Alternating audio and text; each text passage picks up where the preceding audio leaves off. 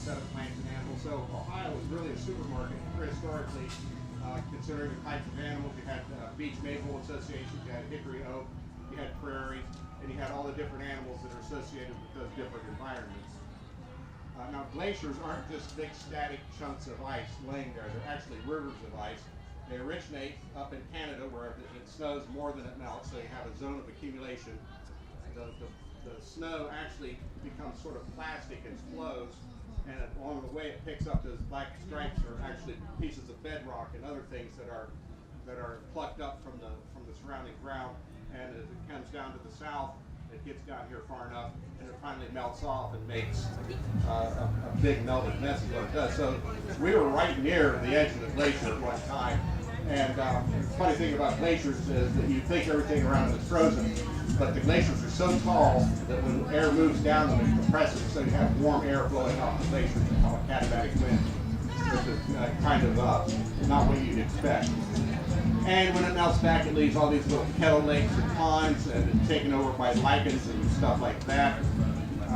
In some areas that are well drained are just piles of sand and gravel and big rocks, like these big glacial erratics. When you drive around and you see these big rocks in somebody's front yard, those are courtesy of the last glacier, the Wisconsin Glacier. These big granite boulders brought down here from somewhere at a place called the Canada Shield. Some of them are absolutely huge. This is one up near Sunbury. That was actually became a nuisance, so they dynamited it and got it out of the way. Here's one in front of Wharton Hall on the Ohio State campus. It's actually, it was dated about 25 years ago by scientific radiometric method. And when I was going to school, I thought I was the oldest thing on campus, but this actually beats me by a couple years. But this was radiometric dated, that not this boulder itself, but the bedrock that this was formed from is somewhere near 990 million years old, plus or minus 80 million years. So some things are really old. Yeah, 80 million. Also, the glaciers, when they came across what's now Lake Erie, they cut out big chunks of bedrock on Kelly's Island, made these big glacial grooves. So these things are pretty powerful, and they affect the state and the environment in ways that you really don't think it would happen. This is a farm over between St. Paris and Urbana, and you can see the green behind it is actually a big pile of sand and gravel. It's one of these big canes, and it's absolutely huge. It's about 150 feet high. You can see it goes way on into the woods there, and it's worth 10 times more for the gravel and sand in it than all the crops that have ever grown on it. And even if you go out west of here, if you go straight down here, this is you can't see it very well. My laser pointer doesn't work very well. That's the governor's mansion out in Bexley. And if you start digging a hole under the mansion, you have to get down 175 feet before you can dig through all the glacial material that is deposited just here in central Ohio in a nice flat area. So there's a lot of it there. And one more thing it did, it filled in the Tange River Valley. The Tange River Valley one time drained a whole lot of the southeast United States, and it came up as far as Chillicothe, and then it branched off into other streams and gathered water. When the glaciers melted, these river courses reversed. But at one time, if you get out to Chillicothe and look, you got the Southern River snaking through this big, huge valley, which at one time was this paved river valley, which was probably 2 miles wide somewhere near Chillicothe at one time. And when you hear Cave Valley High School, and you look at it, it's out in the middle of some flat place. Where's the valley? The valleys are buried.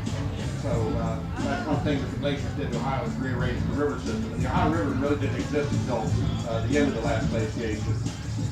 It also created the Great Lakes, that they gouged these big low areas out of the bedrock and the sand and the gravel, and they flooded and became what we can call today the Great Lakes.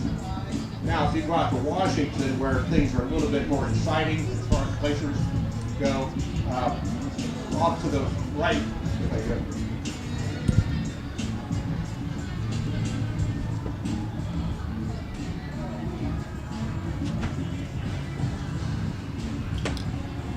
please bear with me. This is Lake Missoula. What happened was glacier meltwater accumulated here. Missoula, Montana is right here at the Idaho border, and it flooded all these valleys here to the east of Missoula. And at one time there was a lake there that held as much water as Lake Superior, about 500 cubic miles worth. And what happened was this was created because the glaciers came down, they receded, they came down and they receded. And every time they came down, they blocked a little river called the Clark Fork River, named after Lewis and Clark, and it flooded these valleys. And then the glacier would leave, and this flood would ensue across the landscape. This thing emptied out, like I said, 500 cubic miles of water in a matter of about 4 or 5 days. And when it did, it created this area here called the channeled Scavlands, which today looks like the surface of the moon, but it just absolutely washed everything away. Created these big dry valleys with steep sides. They were only created by floods. These were created by erosion, like you think of river valleys around here. This is Grand Coulee, again. And up here, you can't see it very well, but this is called Dry Falls. It's as big as Niagara Falls, and there's not a drop of water going through there. And it's really mystified people for a long time. Ever since people moved to that part of the state, they couldn't figure out what caused all this. These big plunge pools and potholes and this rugged landscape looked like the moon. But it was actually these floods. And it was not just one flood, but these are called rhythmites. And these are slack water deposits of silt and stuff. And every time there's been a lake at this place, it created one of these rhythmites. So altogether, there's 28 episodes of this massive flooding at the end of the Ice Age. Meanwhile, back in Ohio, about 15,000 years ago, the landscape settled down and became a little bit more familiar to what we're used to seeing. The lichens and the moss and the wet landscape gave way to a sort of a boreal forest, or what they call a taiga forest, mostly pines, and animals started moving into it. And you can see them here. You have muskox, horses, goats, mountain goats, mammoths, mastodons, bears, bison. This is sort of a who's who of everybody that was ever alive at the end of the last Ice Age. So you get the idea that this is sort of a pristine landscape. And the most iconic of these animals are the mastodon down here and the mammoth up here. They're about as related as I am to the King of France, although they do quite look a little bit alike. Here's their skeletons. This is one in La Brea Tar Pits in California, and here's the one at the Ohio History Center. And here's the muskox crown right here that Lori helped find over in Lincoln County back about a couple dozen years ago. You look at the teeth, even the teeth are different. Mastodon teeth are flat because they eat grasses. Mammoth teeth are flat because they eat grasses. Mastodons have these big points or masks on the teeth, and so they're for grinding up stuff like sedges and branches and that sort of thing. There's other critters on the landscape as well. There are giant peccaries, this fellow right here, and this giant ground sloth. Now, he looks like a formidable critter, and it's not somebody you want to invite to dinner, but he was a herbivore and ate leaves and roots and that sort of thing. They had these giant claws that he used to dig this stuff out. And they probably weighed a couple of tons, or if not more. This was on exhibit at the Orchid Museum if you want to go take a look at it. There's also giant beavers. This thing's about as big as a St. Bernard. It's called Castorites ohioensis, the Ohio giant beaver. And one of them was found in north end of Columbus, up around Northern Lights Shopping Center back in the late 60s when that land was being developed for housing. And it's kind of funny to think that here's the same guy, this is what Cleveland Avenue looks like today, and Popeye's chicken is somewhere behind the elephant. And so what happened to all these guys? There's several theories about why they don't exist anymore, or why they disappeared. Some of them were hunted, and people think that they were over-hunted. And we know that they took advantage of it because here's the bones of a giant bison with a spear point at the same level, but the only way that spear point got next to those ribs was by the fact that it was used to kill the thing. They also were overexploited. We know that they used buffalo jumps, that they would direct bison to go off a cliff, and then they would sort of pick up what they needed and leave the rest. And this is a Olson Chubbuck site out in Wyoming. These are all skeletons of bison that went over the jump. And when you hear that the natives only took what they needed, that's not quite true. A lot of these animal skeletons, when they examined them, found out that they weren't butchered or anything, that they were just buried so deep in this big pile of animals that they didn't have time or the need to get to all of them. There's also a theory that a comet came along and sort of wiped out all the mammoths and mastodons, but that's pretty problematic. And one of my favorites was that when people entered the New World, they brought germs with them, and they gave the mastodons and mammoths a cold, and maybe did away with them that way. But regardless of what happened to them, they all disappeared by about 10,000 years ago. We know that people in Europe were coexisting with these guys for tens of thousands of years. So if there was a disease or a cold to go around among them, you would have thought it would happen then. And they even exploited them to make houses out of the tusks and the bones and covered it with hides. They made records of what they saw. Here's a giant oryx and with a mammoth behind it. Here again, they're recorded. They sort of a menagerie of animals that you don't see.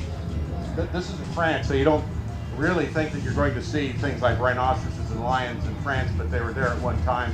Horses, rhinos, lions, and all this other thing. Now here's somebody thoughtfully recorded what they thought was a mammoth on a piece of ivory that was found in Florida. Unfortunately, this guy found it in a box of chips, and it just so happened that he needed a lot of money about this time, and so when he found this thing, he decided he's going to sell it. He was offered like $110,000 for it or something, but when you look at it, it's got this nice mammoth with the mammoth with the big trunks and the legs and the sloping backbone.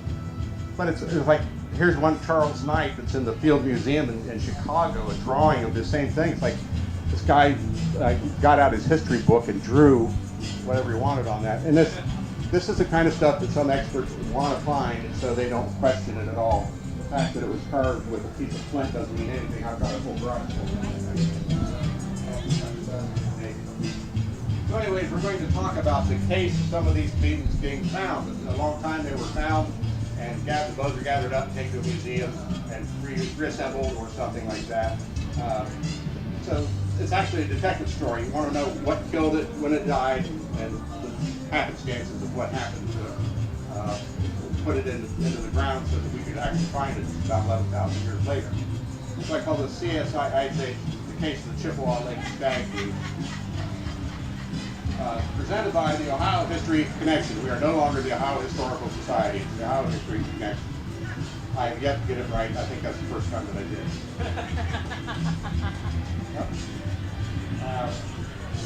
Chippewa Lake is up here in Medina County, not too far from Cleveland, and Akron, Canton, that area. And here's the lake down here, as hard to see, and here's where we found it up here. It shows up a little better. Now this was the one time on the edge of the lake, but the lake has shrunk since then. Actually, the lake filled up this whole valley at one time at the end of the last ice age, and Chippewa Lake is now just a little puddle compared to what it used to be. If you look up on a glacial map, there's Chippewa Lake, 12,000 to 15,000 years ago, right there. There's about where we found the critter, and there is the Chippewa Lake of today. Now, this was all found by a fellow named Tyler Underwood, who was doing a backhoe service for somebody, and he dug up these big bones and antlers and thought he found a moose or a giant deer or something. He didn't know what he found, but he did take the time to call somebody and ask some questions and let them know that there's something very unusual found here. And this is what he found. It was part of the antler rack and part of the skull of this object he thought was a moose, but it's actually something called the Cervalces scotti. Again, here's a moose. It's called Alces, which means the big neck. And this is what a Cervalces looks like. It's much bigger than that. It's a deer, actually, but it's as big as a moose. And here's next to a giant beaver. This is the Royal Ontario Museum. And there's been several instances of these stag mooses being found in Ohio. We're about the 9th one recovered. But ours are a little bit more unusual than the early ones. We found parts of it. This is the burning tree mastodon find over near Hebron, Ohio, from 1989 or so. And we found not only the mammoth skeleton, but we found pieces of bones that belong to the Cervalces as well. So this is what Cervalces scotti looked like, maybe. We don't know that he had spots. But like I said, he's sort of like a deer, as big as a moose. And Cervalces scotti, Cervalces just means big, thick neck. Instead of just a big neck, it means the thick neck. And this is what it would look like next to a human, probably maybe even a little bit larger than this. this is how we found it. Here I am wondering, so how am I going to, where's the elevator? I'm going to get down there. And he was digging deep. He was digging the clay out for some guy that owned a horse ranch that wanted this nice blue clay to line his paddock so his horse's feet don't get hurt when they run around. And so they was digging this, and that's what he found the bone. And this is what the bottom of it looked like. It's kind of hard to see, but here's great clay, and then it's buried over a peak horizon. And then there's a sort of like an ancient lake bed shore there full of sand and gravels and little shells and that sort of thing. So here's, when you look at the dirt, you can actually read it like a book. You got topsoil here, you got the organic subsoil, you have oxidized red clay down to about 4 feet thick, blue clay, which hasn't been oxidized yet, that's why it's still blue. And then you get down to peat, about 2 feet down there, and calcareous shells about a half a foot. This is what the sand on the edge of the beach looked like. It's full of these little pieces of shell and snail shells and that sort of thing. And this is what some of the peat looked like after it dried out. Here's reeds and pieces of cane and that sort of thing. And we examine the seeds and we look at it and you can find different things. These are aquatic plants. This is a coon's tail or a hornwort. These are all in the environment at the time, like common pondweed, water nymph, bulrush, spikebush, and ironweed, which we still see a lot today. It pops out sometime after Labor Day. They're usually out in cow pastures because the cows eat them and move them around. And then there's something called St. Andrew's frost, and it's a little yellow flower.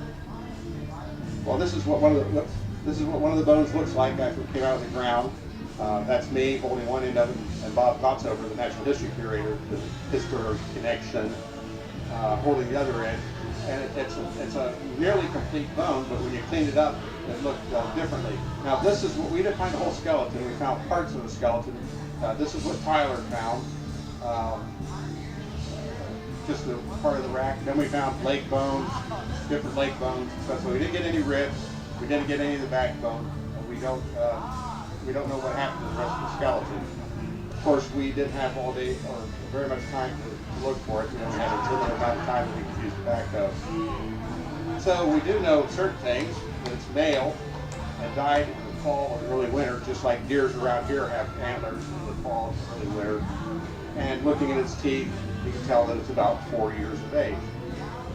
And this is what the spread of the antlers looks like, where it is, and that's about 4 feet, and then you add about another 2 feet to either side of it because the big flanges of the antlers aren't here.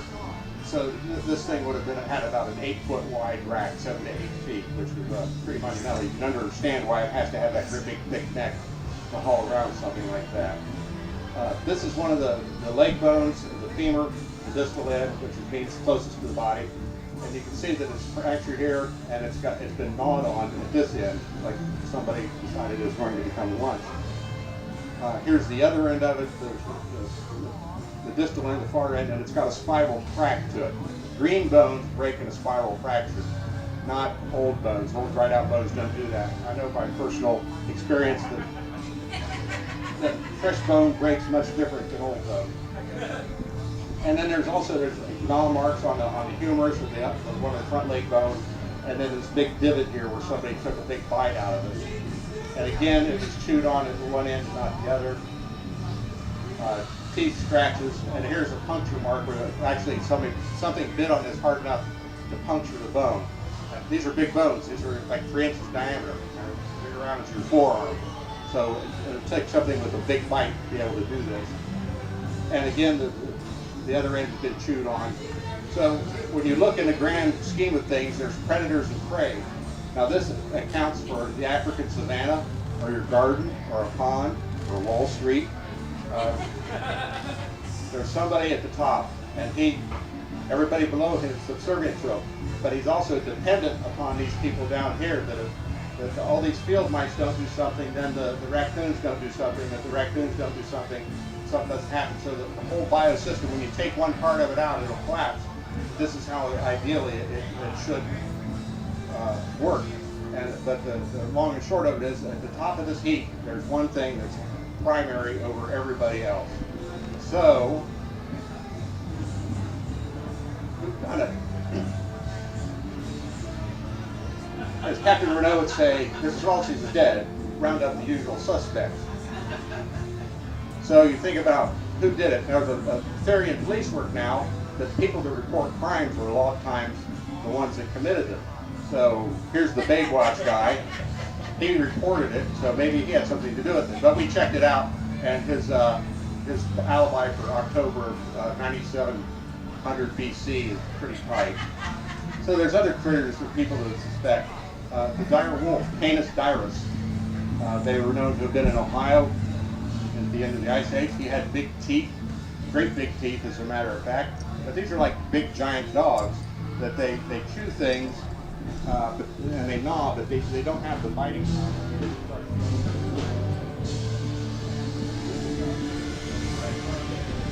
600 of these things travel in a big pack, and when they go to animals and back to the car, they become stuck themselves.